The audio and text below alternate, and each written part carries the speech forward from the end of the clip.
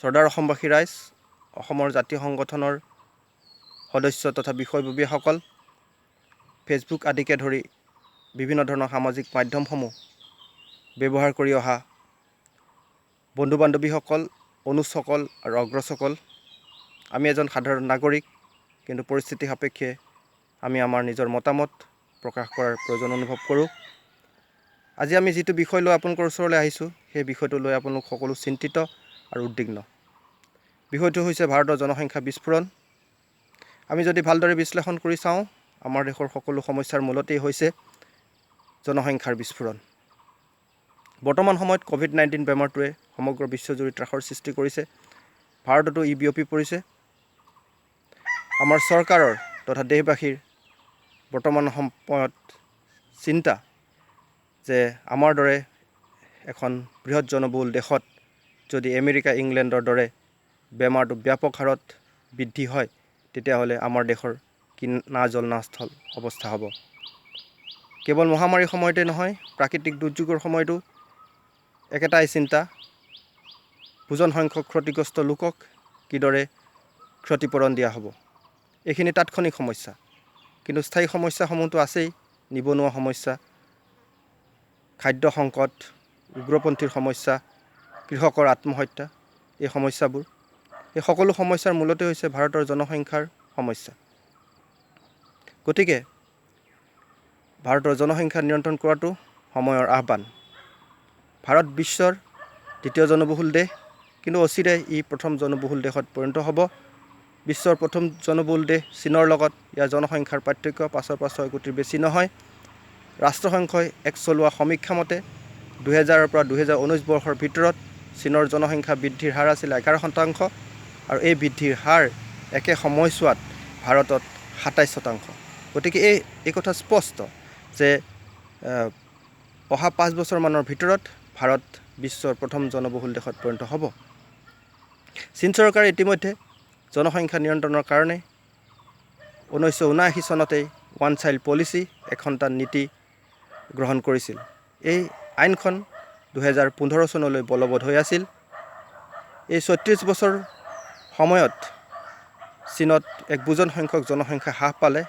চীন চৰকাৰে দাবী কৰা মতে চীনত প্ৰায় 500 মিলিয়ন জনসংখ্যা এই আইনৰ ফলত হ্ৰাস পালে। ভাৰততো তেনে এখন কঠোৰ জন্ম নিয়ন্ত্ৰণ আইনৰ দৰকাৰ আছে, কিন্তু ভাৰতত তেনে এখন আইন প্ৰণয়ন কৰাৰ ক্ষেত্ৰত কিছু অসুবিধাও আছে। কাৰণ ভাৰতবৰ্ষ বিভিন্ন ধৰ্মাৱলম্বী তথা জাতি জনগোষ্ঠীৰ দেশ। এই বিভিন্ন ধৰ্মাৱলম্বী তথা জাতি জনগোষ্ঠীৰ বিভিন্ন সামাজিক প্ৰথা, ধৰ্মীয় ৰীতি নীতি, সামাজিক ৰীতি নীতি আছে।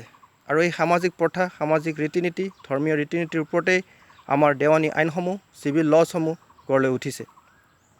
যেনে ধৰক হিন্দু ৰীতি নীতিৰ ওপৰত হিন্দু আইন, মুছলিম ৰীতি নীতিৰ ওপৰত মুছলিম আইন গঢ় লৈ উঠিছে।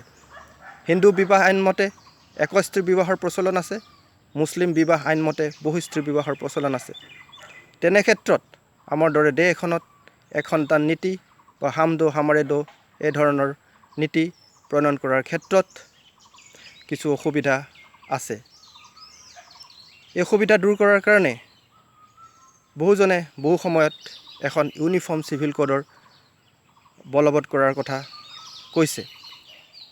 আমাৰ দেশৰ সংবিধানতো ইউনিফৰ্ম চিভিল কোডৰ বিষয়ে উল্লেখ আছে। সংবিধানৰ 44 নং অনুচ্ছেদত আৰ্টিকল 44ত এই বিষয়ে উল্লেখ আছে। আৰ্টিকল 44ত উল্লেখ আছে যে the state shall endeavour to secure for its citizens a uniform civil code throughout the territory of India. অৰ্থাৎ দেশৰ সমগ্ৰ জনতাৰ ওপৰত বলবৎ হোৱাকৈ এখন ইউনিফৰ্ম চিভিল কোডৰ ব্যৱস্থা কৰা। কিন্তু এখন ইউনিফৰ্ম চিভিল কোডৰ ব্যৱস্থা কৰিবলৈ যাওঁতে ইমান সহজসাধ্য নহ'ব।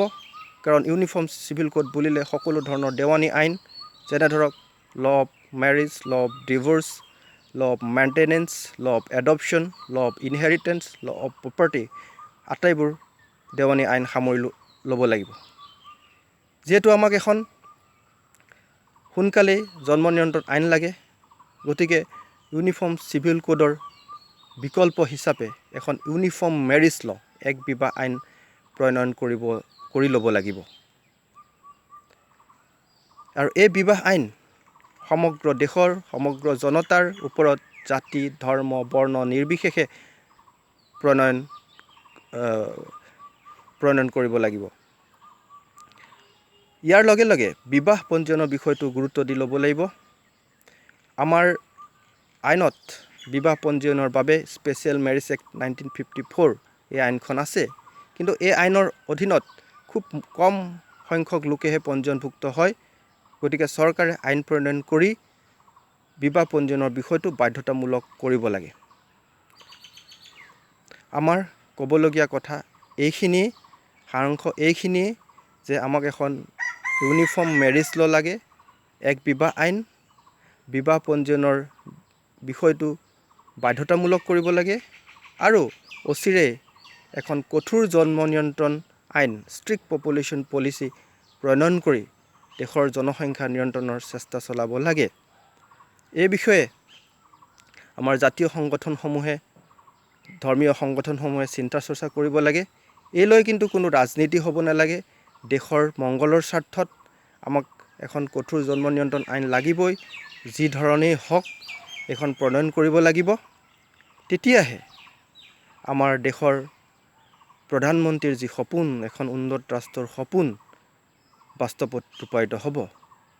আমাৰ দেশৰ প্ৰধানমন্ত্ৰীয়ে কৈছে, আমাৰ স্বাৱলম্বিতাৰ কথা কৈছে। হয়, আমি কৃষি খণ্ডতেই হওক, স্বাস্থ্য খণ্ডতেই হওক, শিক্ষা ক্ষেত্ৰতেই হওক, বিজ্ঞানৰ ক্ষেত্ৰতেই হওক স্বাৱলম্বী হ'ব লাগিব। কিন্তু তাৰ সমান্তৰালকৈ আমাক আমাৰ জনসংখ্যা ৰোধৰ বাবে এখন জন্ম নিয়ন্ত্ৰণ আইন লাগিব। এইখিনি আমাৰ এজন সাধাৰণ নাগৰিকৰ অনুভৱ। কথাখিনি আপোনালোকলৈ আগবঢ়ালোঁ। আমাৰ ৰাইজে বিবেচনা কৰিব, জাতীয় সংগঠনসমূহে বিবেচনা কৰিব আৰু চৰকাৰে উপযুক্ত পদক্ষেপ গ্ৰহণ কৰিব বুলি আমি আশা ৰাখিলোঁ। ধন্যবাদ।